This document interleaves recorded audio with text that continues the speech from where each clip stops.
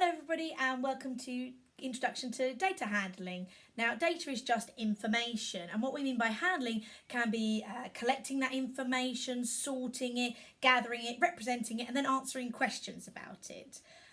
Often we start this in very simplistic ways with just asking the children to actually go and count objects to tell me how many there are. Data handling is then starting just to count and to represent it in a slightly more formal way. So for example, an introduction to a simple table, again discussing with the children that table can mean a wooden table, and in this case a mathematical table, a way of collecting information. Often we'd start by either giving the children objects to count or simplistic pictorial representations. So in this case I would start asking the children to calculate and count the frequency of an object or the picture. So frequency is just purely how many. So for the fish, 1-to-1 point correspondence of either counting or moving the object. So 1, 2, 3, 4, 5.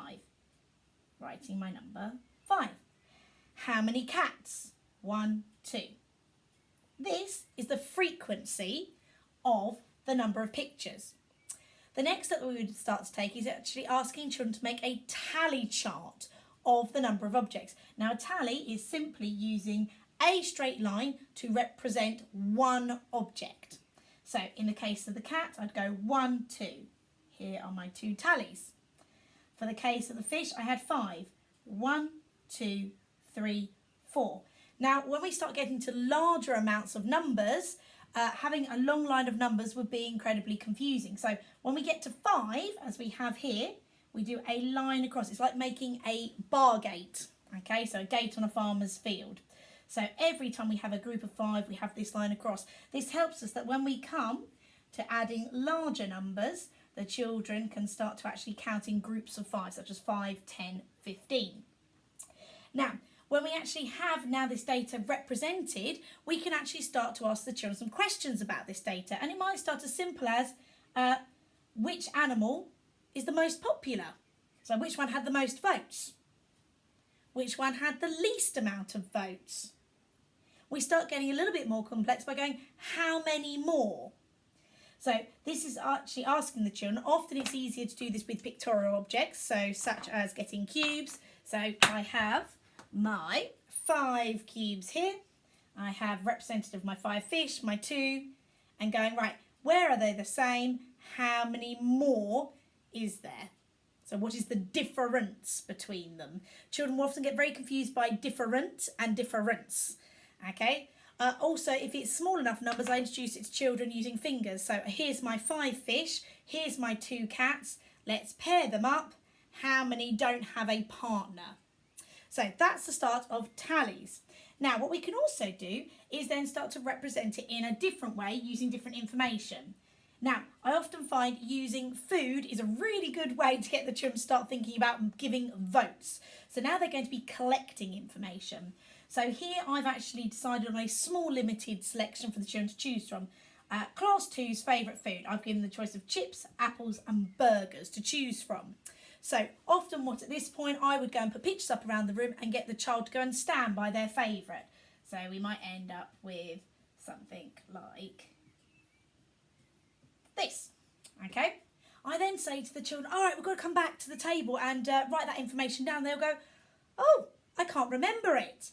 So then I start saying to them, well, okay, we need to leave something there to represent you. Now this is where we then start introducing block graphs. So I often will say to the children, go and get an object. Now for block graphs, it must be the same object. It's understanding that each child is represented by exactly the same object. So I again tend to go to Unifix cubes or cubes. So here we go. Each child will go and leave their cube there. We then make it into a block.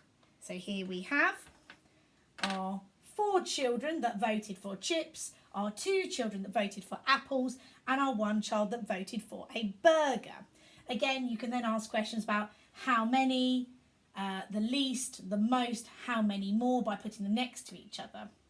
We can then start to record this actually in a block graph. Now this is where you start to introduce to the children that we have 2 axes. So along the bottom is the votes of the choices of the places that they could choose from. Sorry, the food that they could choose from. Okay, up the side is the number of votes or the number of children that voted for that object. So In this case, they will then do the block diagram. Again, I'm doing it freehand. I would say to the children to use a ruler. So we start with our chips. There were 4 children, so we go up to the 4th line, go across. There's 4. 1, 2, 3, 4. They can see it's the same as their blocks that they have here. Apples, we had 2. Now, it is very important that they are very accurate with those lines going across, especially when they're then colouring it in, because they tend to go over the top and it gives an inaccuracy. Burger, we had 1. Here's the point where then I tend to start asking some more complex questions. So it might be, how many children liked chips and apples? So then they've actually got to deal with 2 sets of information and add it together. It might be then a question like, how many children were in the class? So then they've got to realise they need to add all of the votes up together. Now, we can use this same information, okay, to then make a pictogram. A pictogram is exactly as it sounds. It is using pictures. Now, it is very important that when you are using the pictures that you represent all objects with one picture, and it must be the same size. They must be stacked accurately on top of each other. So, for example, on this one, I'm just going to choose a simple circle to represent each child. Now, we always start off with a one-to-one correspondence. Now, what that means is that for every one object, there is one picture. Okay, nice and simple for the children to add on. So again, here we have our chips. 1, 2, 3, 4 children voted for it. Apples, 1, 2. Burger, 1. So we have one object equals one child. Okay, again, we can still ask lots of questions. How many altogether, how many less? Okay, the next step that we then start to take it is that for increasing challenge, we change, okay, the value of this object. So it might be that if I redid it again and I had new data up here, that one picture represents 2 children. Okay, so this is now then reading graphs.